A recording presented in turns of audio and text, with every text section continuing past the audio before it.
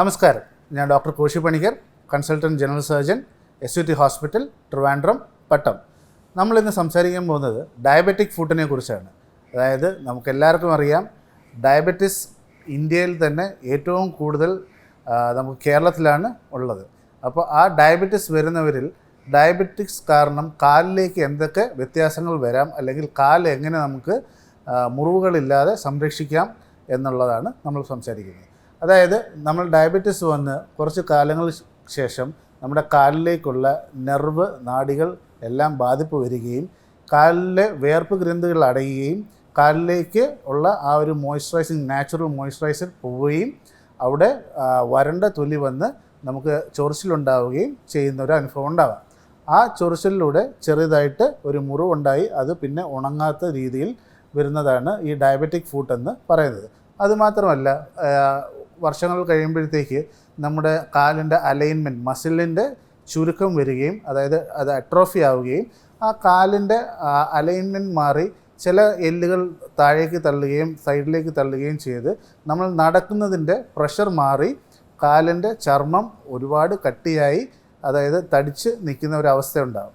ആ തടിപ്പിൽ വീണ്ടും വീണ്ടും റെക്കറൻറ്റ് ഒരു പ്രഷർ വരുമ്പോൾ അതിൻ്റെ അടിയിൽ ഒരു മുറിവുണ്ടാവുകയും അത് നമ്മൾ ശ്രദ്ധിക്കാതെ പോവുകയും ആണ് ഈ ഒരു ഡയബറ്റിക് ഫുട്ടിൻ്റെ കാരണമായി വരുന്നത്. അതുമാത്രമല്ല, ഈ കാലിലേക്കുള്ള സെൻസേഷൻ കുറയുന്നത് വഴി നമുക്ക് ലോസ് ഓഫ് പ്രൊട്ടക്റ്റീവ് സെൻസേഷൻ, അതായത് നമുക്ക് എന്തെങ്കിലും ഒരു ബുദ്ധിമുട്ട് അല്ലെങ്കിൽ ചൂട് അല്ലെങ്കിൽ ഒരു വേദന വന്നാൽ കാലിൽ അറിയാതെ ഇരിക്കുകയും കാലിൽ എന്തെങ്കിലും ഒരു ആണിയോ അല്ലെന്നുണ്ടെങ്കിൽ ഒരു കല്ല് കൊണ്ട് ഒരു മുറിവ് വന്നാൽ പോലും നമ്മളത് നമ്മുടെ ശ്രദ്ധയിൽ വരാതെ അത് വഷളായതിന് ശേഷം മാത്രമേ നമ്മൾ അറിയാവൂ എന്നുള്ളൊരു ഘട്ടമൊക്കെ വരുന്നതാണ് ഈ ഡയബറ്റിക് ഫുട്ട് എന്ന് പറയുന്നത്.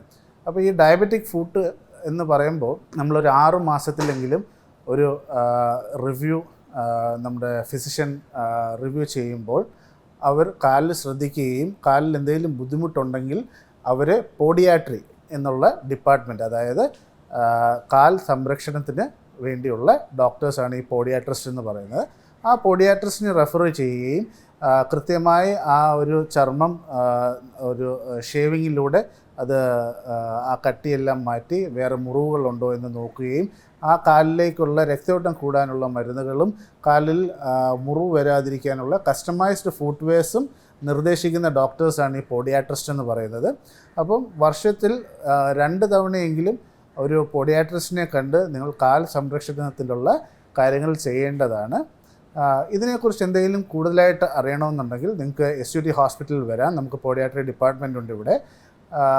പിന്നെ കൂടുതൽ എന്തെങ്കിലും ഡൗട്ട്സ് ഉണ്ടെങ്കിൽ കമൻറ്റ് ചെയ്യാവുന്നതാണ്, ഞാൻ ഉത്തരം തരുന്നതാണ്. Thank you.